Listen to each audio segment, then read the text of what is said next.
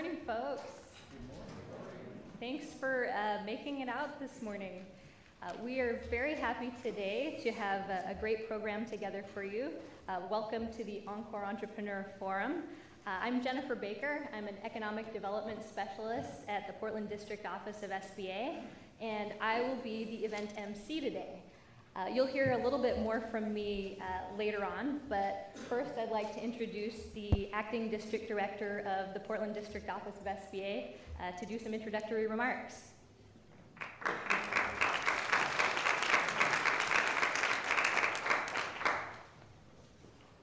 Well, good morning. We can do better than that. Good morning. Good morning. There we go. We're all awake now.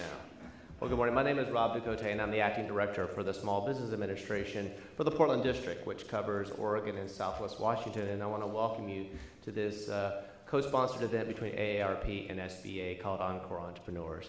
This is going to be actually a really exciting opportunity for everyone, not only just for us to participate with you and learn more about what your dreams and your desires are in participating in this event, but also we hope that you'll take away some things that you might want to know about starting your own small business and pursuing that next career, as it were, from this event.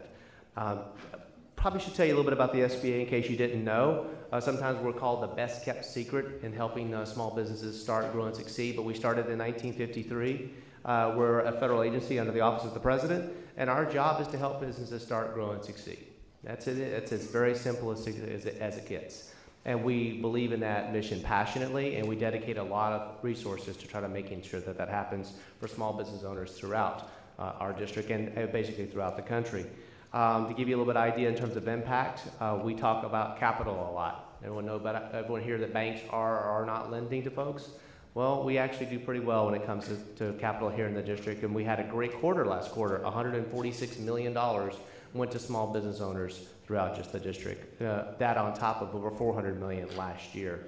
So we care passionately about making sure capital gets out to small business owners.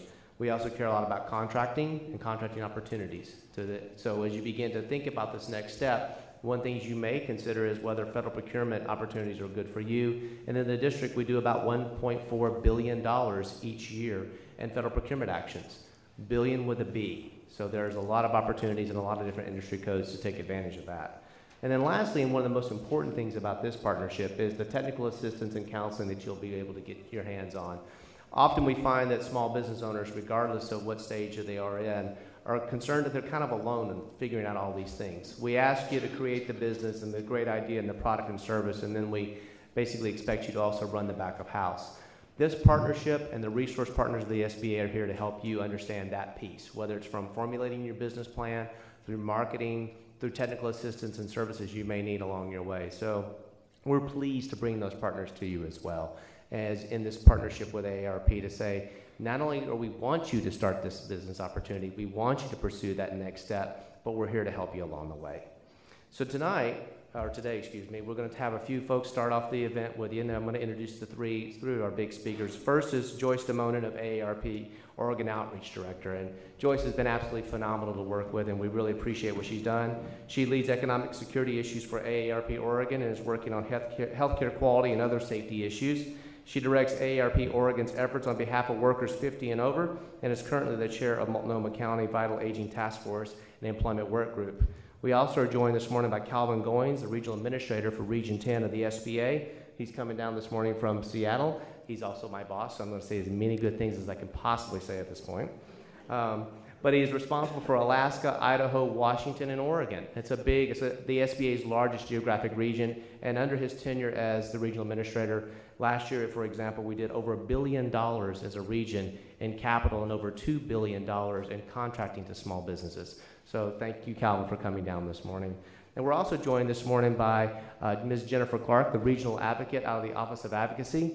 Jennifer is here, and one of her primary missions is to help small business owners, state, local government agencies, federal and state legislators, and trade associations of small businesses figure out this murky thing called regulations and what we can do to help protect small business owners. So Jennifer, thank you for coming as well. Well, that's all I'm gonna bore you or entertain you with this morning at this point. So I'm gonna turn this over to Joyce. Joyce.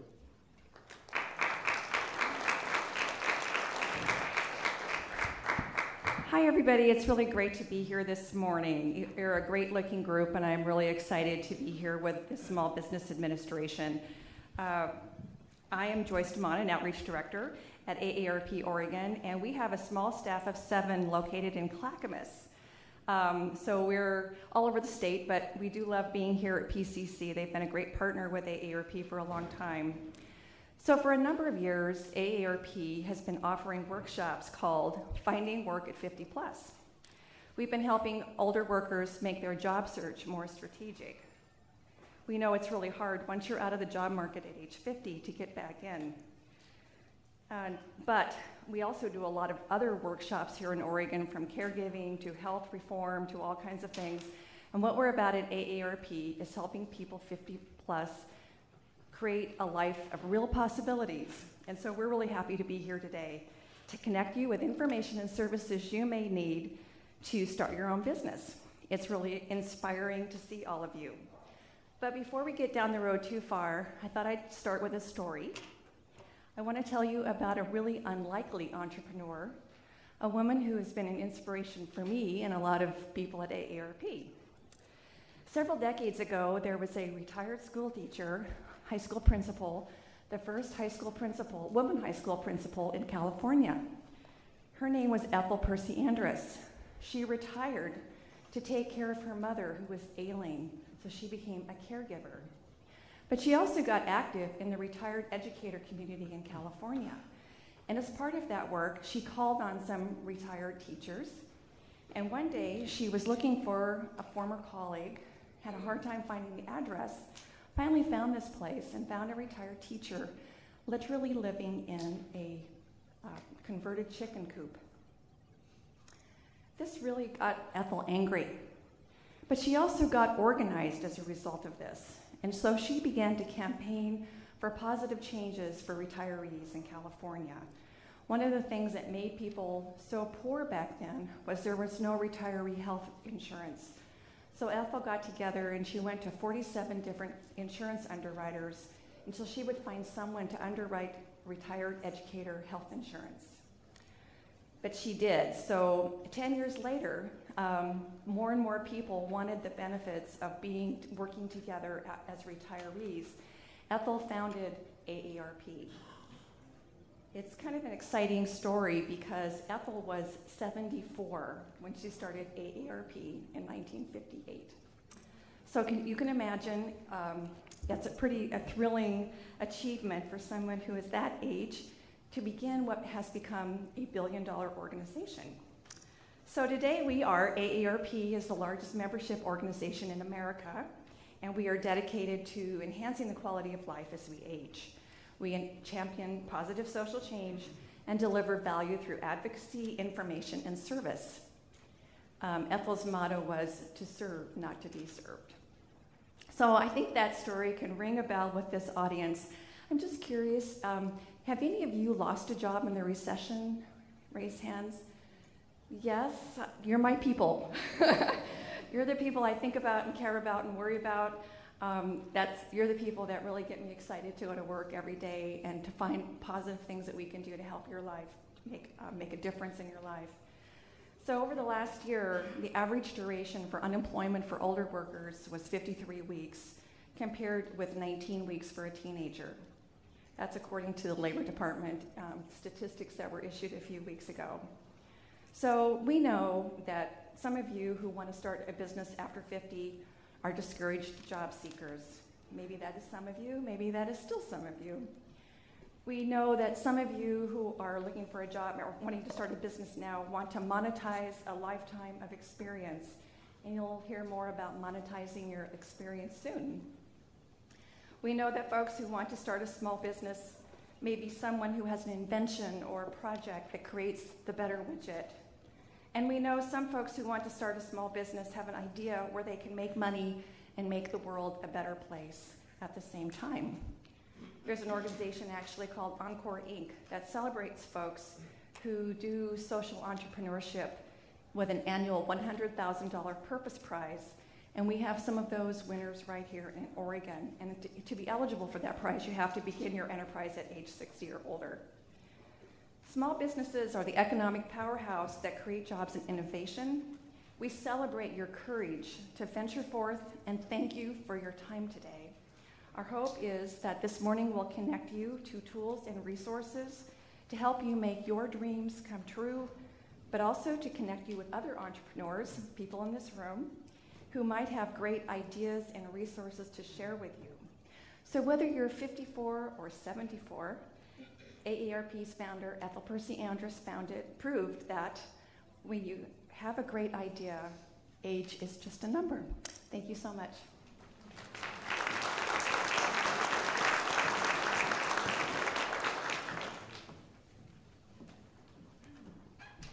Well, good morning. My name is Calvin Goings. I'm the Regional Administrator for the U.S. Small Business Administration in Region 10, and it's so good to see all of you this morning. Joyce, thank you for your kind words. Rob, thank you for your kind introduction a little earlier. And to all of you, thank you very much for being here today. You know, I'm a firm believer that time is money, and you have made an investment by being here today. So you may have an existing business that you've left, or family, or other things that you could be doing this morning to invest in this enterprise here today, and we sincerely appreciate you taking time out of your schedules to be here with us. Before I begin, I want to give a big round of applause not only to our partners, Joyce and AARP, but our resource partners and also the SBA staff that are here. If you're an SBA staff member, could you raise your hand? Let's give them a round of applause for putting on a great event today. You know, our focus at the Small Business Administration is to help small businesses start, grow, and succeed. And I'm optimistic that today you'll learn about some new useful tools as we all work together to improve our economy and put it on a sustained growth to economic recovery. No surprise to any of you in this room here today about how critically important small businesses are to our economy. In fact, many of you probably know the facts. Today, over half of all working Americans work for a small business. And over 65% of all new net jobs over the past 15 years have been in small business. So as small business goes, as does the overall economy. And small businesses really are the drivers of competitiveness and innovation. And again, they are the keys to the long-term recovery of our economy. So SBA's programs really work arm in arm with Main Street small businesses to grow and create jobs, and frankly, in the process, help improve our communities. You know, it's the small businesses, the Main Street small businesses that sponsor the Little League teams, that are part of the Chamber of Commerce, that are really key to the fabric of our communities, whether it's in Portland, Hillsborough, my hometown of Puyallup, or any other community across the nation. So I want to talk briefly about those core programs at SBA, as we affectionately call them the 3 C's: capital, contracts, and counseling. And the presenters that follow and the breakout and the discussions that we have as groups will delve into those three C's a little bit more in specifics. So this is the appetizer, if you will, for what comes later. So let's start with the first C, and that's capital. You know, SBA works with banks, credit unions, community development corporations, and microlenders to support the startup, growth, and expansion of small businesses. In fact, during this past fiscal year, SBA nationally supported over $30 billion in lending to small businesses. Here in the Pacific Northwest of Washington, Oregon, Idaho, and Alaska, we supported over $1 billion that went to small businesses. Now, since the Recovery Act, here in the state of Oregon alone, we've made over $800 million in loans to small businesses. You know, those loans in the worst economy since the 1930s have helped small businesses keep their doors open, keep their shelves stocked, and keep their employees paid. Let me give you a quick example of how a local small business here in Oregon has leveraged those funds to grow and expand their business. You might have heard of this business, Migration Brewery. With the help of a 7A loan, McKeon Banzar now employs 14 and has seen his revenues increase by over 35% annually at Migration Brewing. And apparently he's able to produce over 1,000 barrels of beer a year with his business. Now I have to tell you, Rob did mention he does work for me. I got to tell you, I'm a little disappointed. You know, part of my role as regional administrator is to tour businesses to see firsthand what they're doing. We have not been to this brewery yet, Rob. Okay, all right, good. I just want to make sure that on the next trip we have a chance to visit there. The second C is contracts. As you can probably imagine, Uncle Sam buys a lot of stuff each year, from paper clips to Boeing refueling tankers and everything in between. We at the SBA are tasked with ensuring that at least 23% or $100 billion a year of those purchase orders go to small businesses. And this really is an opportunity for the federal government to work with small, nimble, responsive companies, often with a direct line to the CEO, and in exchange, those businesses use those federal government contracts to build their revenues and to expand their businesses. Last year, nationally, over $88 billion went to small businesses nationwide, and here in the Northwest, over $2 billion. Another example of a local company that's worked to actively leverage those federal government contracts is LKE Corporation, owned by Kim Aram. Kim has been able to double the amount of federal procurement contracts she's received and now employs a team of 9 people here in the state of Oregon. And the third C is counseling. I always tell entrepreneurs that if you don't have a counselor, well, let me step back. If you don't have an SBA counselor, unfortunately, there's nothing we can do about your marriage, unfortunately. But if you don't have an SBA counselor, you should.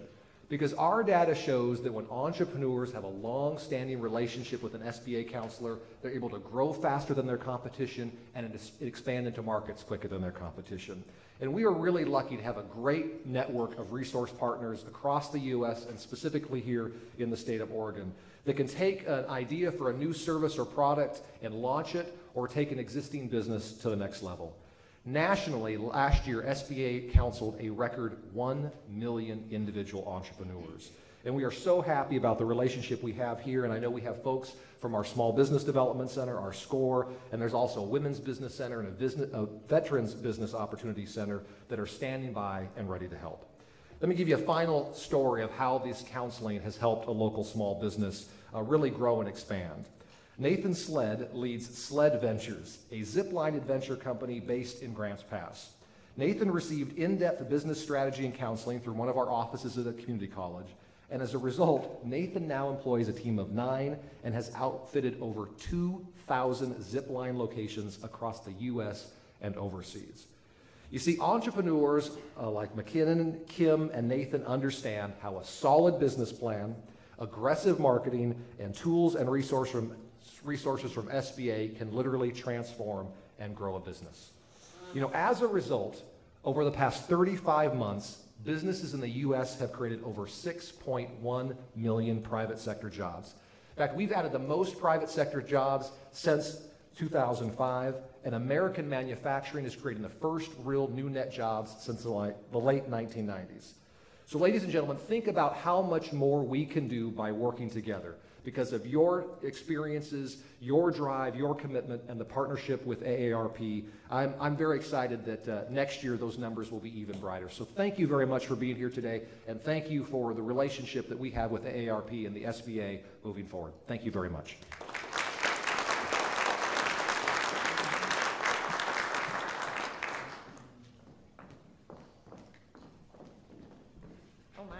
I hope you can see me. I'm a little height challenged today. Well, good morning. My name is Jennifer Clark, and I am the regional advocate. Thank you for the introduction, Rob. And I want to thank everyone here for coming out today, and especially to the event co-sponsors, the AARP and the Portland SBA District Office. This is a fantastic venue, and what a turnout, and I just think the program today is going to be so valuable. So thank you so much to you guys for putting this together and including me, and also to our resource partners, the Small Business Development Center and our SCORE chapter here, who will really bring a lot of information and resource to you through the course of the day, the course of the morning. But I'm really excited to participate in this Encore Entrepreneur event. And you've heard it already from some of the speakers, and I'm sure you know that small business and entrepreneurship drive growth in our economy. And you've heard the numbers sort of mentioned a couple different ways. I'm going to tweak them one more way. But nationally, between 2005 and 2009, 81% of net new jobs were created by small business. So when you look at a smaller time period, it actually even goes up. And right here in Oregon, it was actually 90% of net new jobs. So small business really, really has an impact on the economy, and it has been driving growth recently. Small business also compromises 97% of all exporters, and 16 and a half times more patents come from small businesses than large. So you can see why it's so important for us to focus on ways to help small businesses grow and survive. So I'm really grateful for this opportunity to describe how my office, the Office of Advocacy, works to advance the concerns of small business in order to remove barriers and encourage policies that ensure that continued growth. But I am curious, how many of you in the room have actually heard of the Office of Advocacy? Wow, we had it. Okay, the people on stage, as much as they count for everything else, don't count for answering that question. Well, we have somebody in the front, so that's very impressive. But many times I go out and about, and very few people have heard of the Office of Advocacy. And while they may know the SBA, few are aware of our office and the differences and the relationship between the two. And the distinction is actually an important one. And as Regional Administrator Goings mentioned in his remarks, the SBA programs are a huge help to small business, and they offer a wide range of support to assist their growth. But there is another piece to the puzzle, and that is the regulatory environment, which directly impacts the ease and cost of doing business. And this is where the Office of Advocacy comes in. We are one of a handful of independent federal offices, and we are absolutely tiny, tiny by government standards. We have fewer than 50 total staff in the entire agency.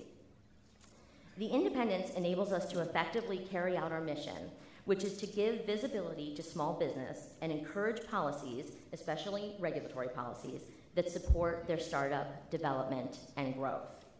We do that by advancing the views, concerns, and interests of small business before Congress, the White House, and the federal regulatory agencies. We have several ways we work to achieve that mission. The main role of the office is to serve as the watchdog for a little-known law called the Regulatory Flexibility Act, or RFA. And the RFA requires all federal agencies to determine the impact of their rules and regulations on small businesses specifically, and to consider alternatives that minimize any excessive burden created by those rules and regulations while still meeting the regulatory goals. This mandate reaches across the entire alphabet soup of the federal government, from the IRS to the EPA to the SEC to the DoD, and on and on.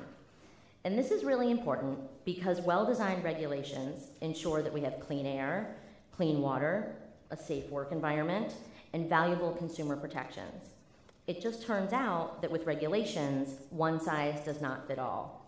And that's why considering small business specifically when drafting regulations helps to ensure that compliance makes sense for small business. To achieve this objective, advocacy attorneys use feedback from small business to work with regulators to determine how small entities will be affected by federal regulatory proposals. If an excessive burden is anticipated, the agencies must consider alternatives to reduce or eliminate the burden. This can range from anything as simple as extended deadlines or reduced paperwork for compliance, up to a complete exemption for small business.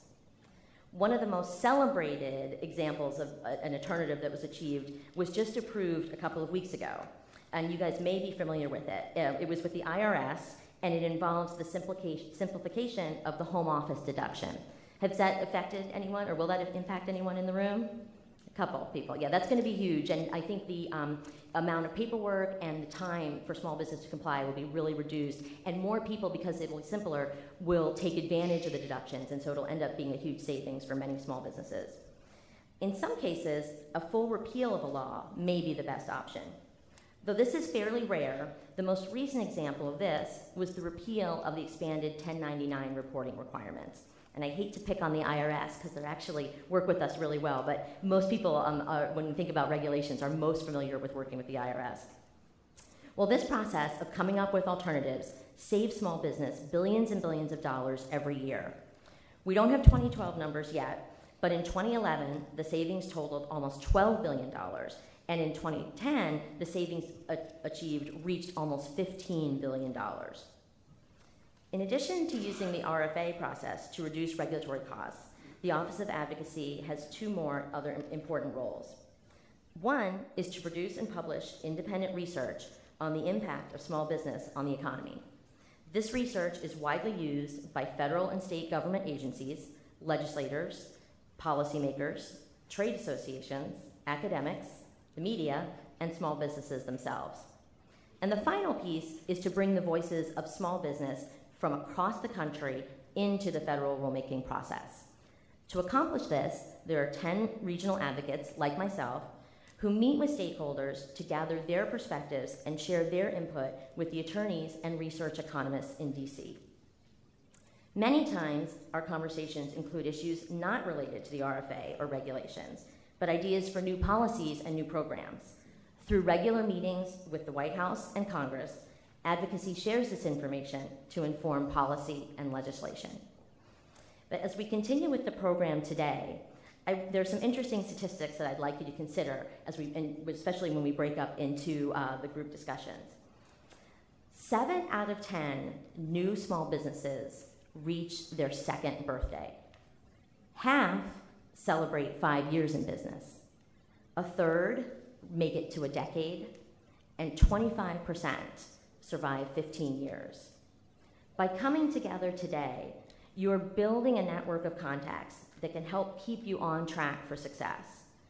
And you're learning about the resources that are at your disposal to increase the chances that you will not only be counted in those numbers of survivors, but that you will thrive as well. So thank you so much, and best of luck in your new endeavors.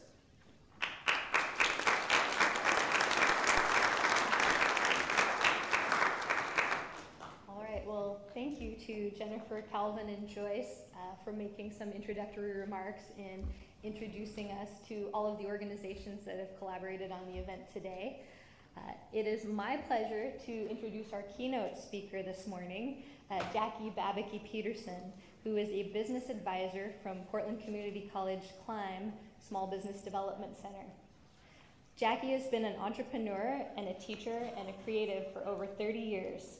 She currently teaches business skills and entrepreneurship skills for hundreds of small businesses at the Portland Community College Climb Center. Jackie has been a corporate trainer for numerous organizations who wanted to learn how to communicate, work in teams, develop problem-solving skills, and become more financially successful. Jackie is well known in the Portland area by hundreds of entrepreneurs, particularly those with creative endeavors, photographers, artists, graphic designers, fashion designers, potters, and fine and performing artists. Jackie has helped many of them find their focus and become financially independent. So please join me in giving a round of applause to Jackie Babicki-Peterson.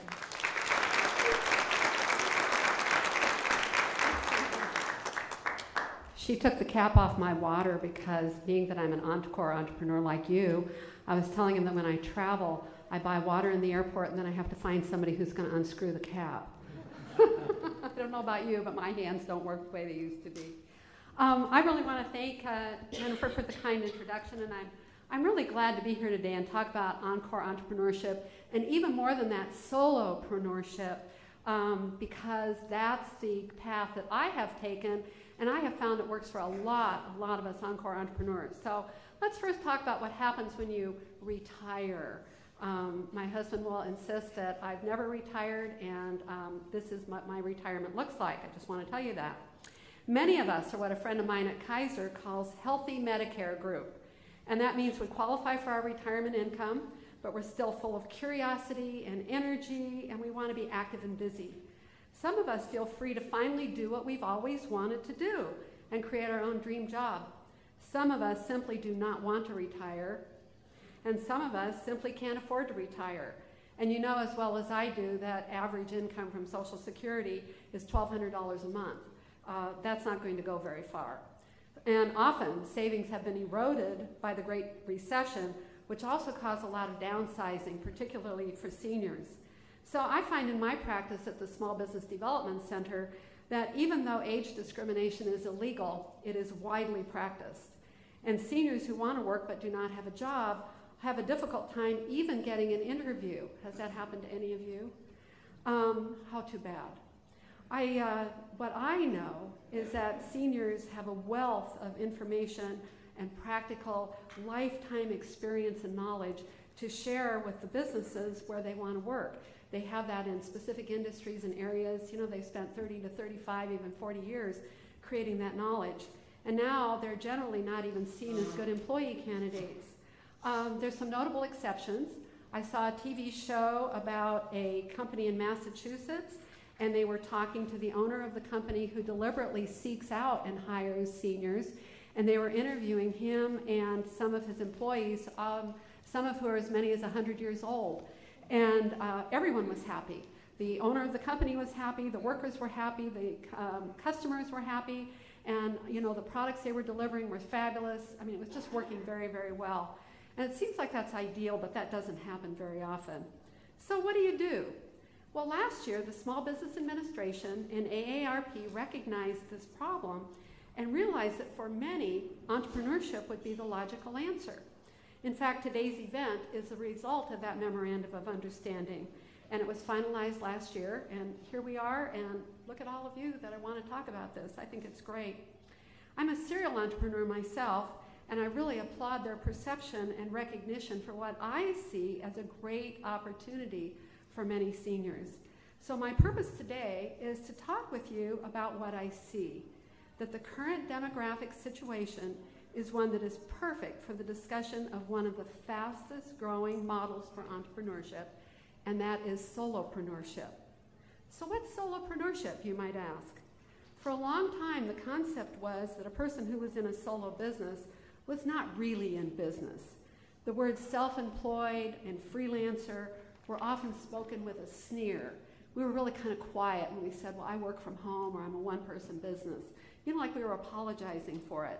So they were considered less than.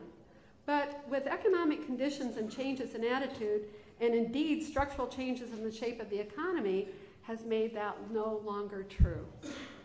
Solopreneurship has grown exponentially and indeed has become an accepted and more common way of doing business. I actually think that the rise of the solopreneur model began with creatives who, because by the very nature of their work, are not able to create a traditional business. So let's talk for a minute about what I mean by a traditional business. We've all seen the picture of that pyramid model, you know, that a traditional business is. And what happens in a traditional business is that the entrepreneur starts their business, and for a while, they probably do absolutely everything. They make the product, they do the marketing, they serve the customers, they probably do the books and the banking, maybe even clean the restroom. As they grow sales and acquire customers, what happens is that they run out of time. To solve that problem, what they do then is hire employees. And when they hire employees, the role of the entrepreneur changes. They delegate many tasks to the employees. Those are often the tasks of actually making the product and dealing with the customers, the front line. And the entrepreneur himself or herself begins to spend most of his or her time managing the employees. They've got to recruit, select, hire, train, motivate, and review their employees. And they no longer have time to make the product or serve the customers. They can't personally deliver the product or the service that the business is all about because they're busy managing their business. For many entrepreneurs, this is exactly what they had in mind, and they're very excited. And in fact, if you read the business literature, you'll see that 99.99% of business literature is about building this business. And often if you're a solopreneur and you try to follow that business advice, you're going to have a hard time. And as a traditional business grows, the transition of the entrepreneur from doer to manager is actually considered the first crisis point in business building. The question is this: will the entrepreneur be able to let go of doing and delegate to others so that the business can grow? The doer has to let go, delegate, and become a manager. Some love this transition, while for others, it's a terrible challenge and maybe undoable. Sometimes the business does not survive this first crisis. But the traditional business model does not work for creatives. Think of it. The singer cannot hire other people to sing their song. The painter cannot hire others to paint their pictures, and the designer can't hire others to design their work.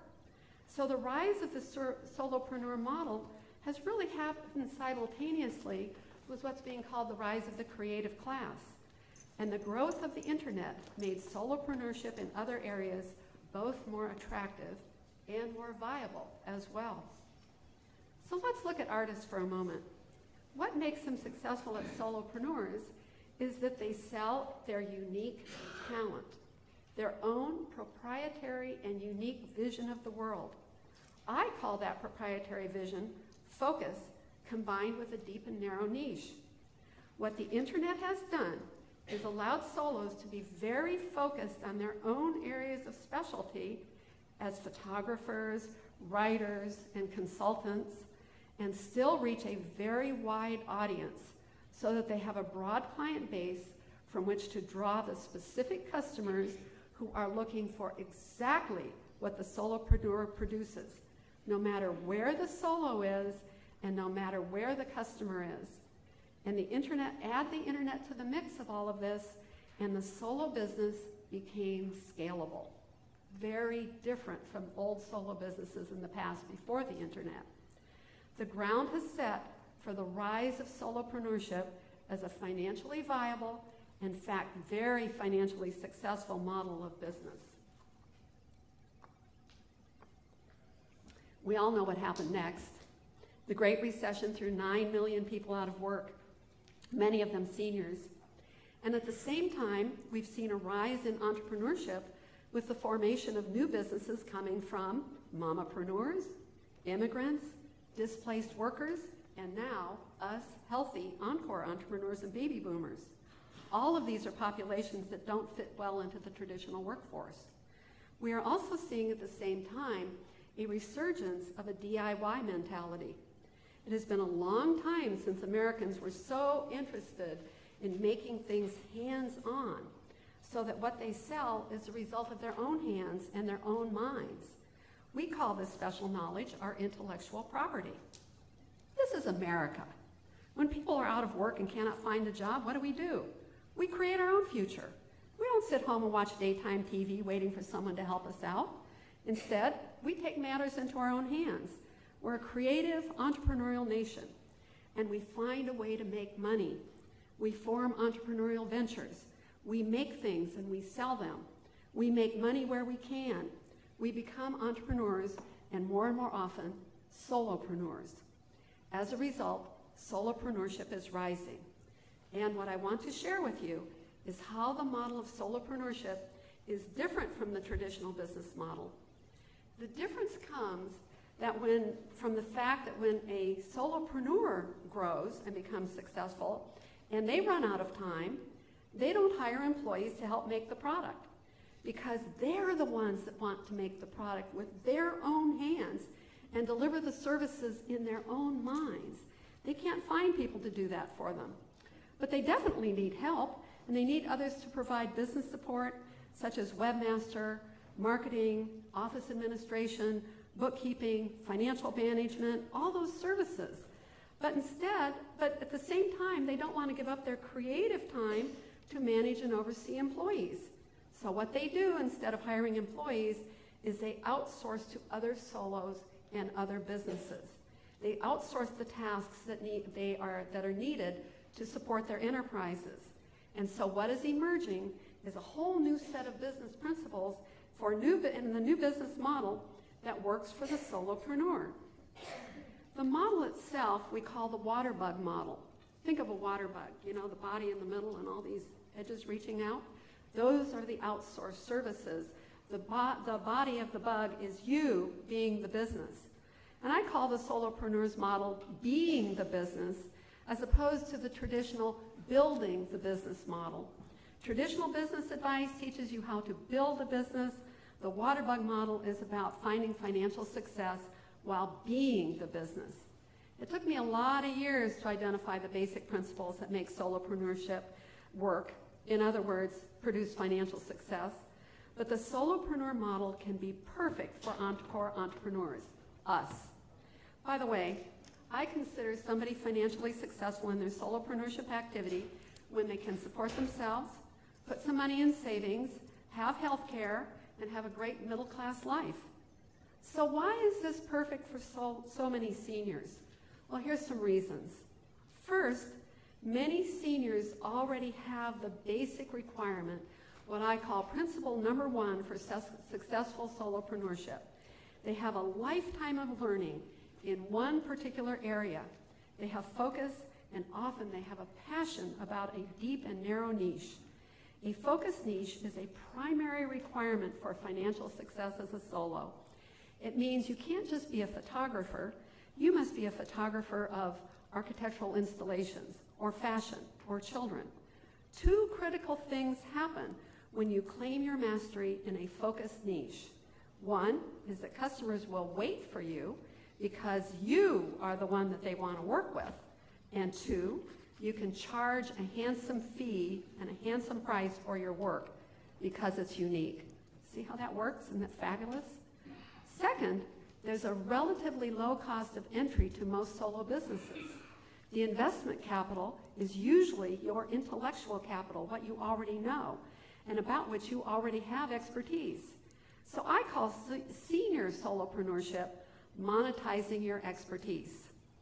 Third, the solopreneur's activity's growth depends on how much time you want to spend on it. Say you're 57 and not working. You probably have 20 plus healthy years to earn money. That means you can put a lot of time into making your enterprise work. 20 years from now, when you are 77, you'll probably not have as much energy as you do now. Do you have to stop? Not if you don't want to. Just contract your activity. That means you work with fewer clients. You take fewer projects. Continue your flow of income, but reduce the intensity of your work.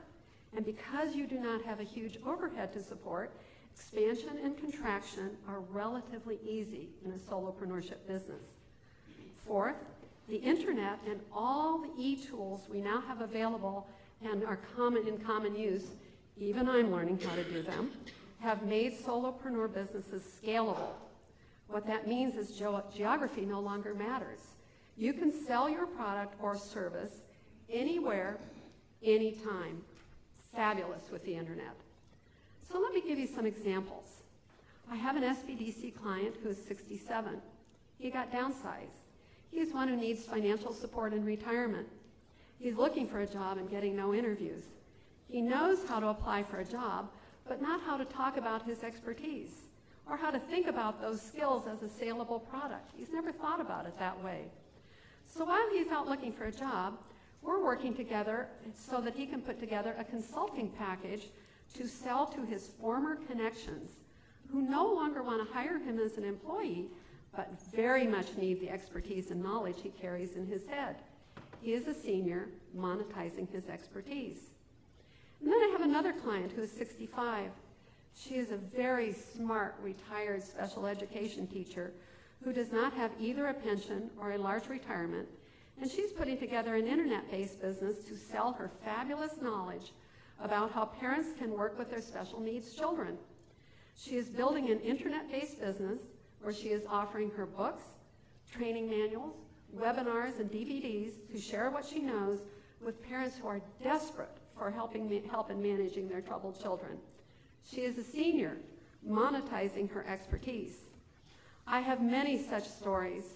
The baby boomer generation is starting to turn 65 and leave the workforce, some willingly and gladly, some not so much. We are taking with us a tremendous amount of knowledge, wisdom, and expertise. Since the aging of the baby boomers will continue at a rapid pace for another 17 years, we as a nation are facing a huge brain drain. But you know, that doesn't have to be.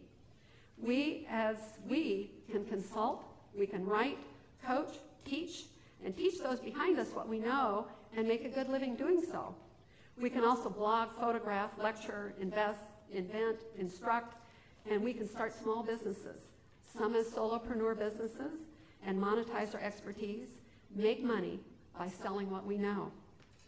At the Oregon SBDC, Small Business Development Centers, we are building the capacity of our advisors to work with this population and help them identify their areas of expertise, look at their alternatives, and learn the skills needed to start and grow a business and help them take the next steps to financial well-being and a prosperous encore entrepreneurship. Contact your SBA, Small Business Administration, or your SBDC, Small Business Development Center. There's 1,100 of us throughout the country and 17 in Oregon. And there are just many ways we can help you achieve the financial success you are seeking, and along the way create the dream job you have always wanted. I think now is our time. Thank you.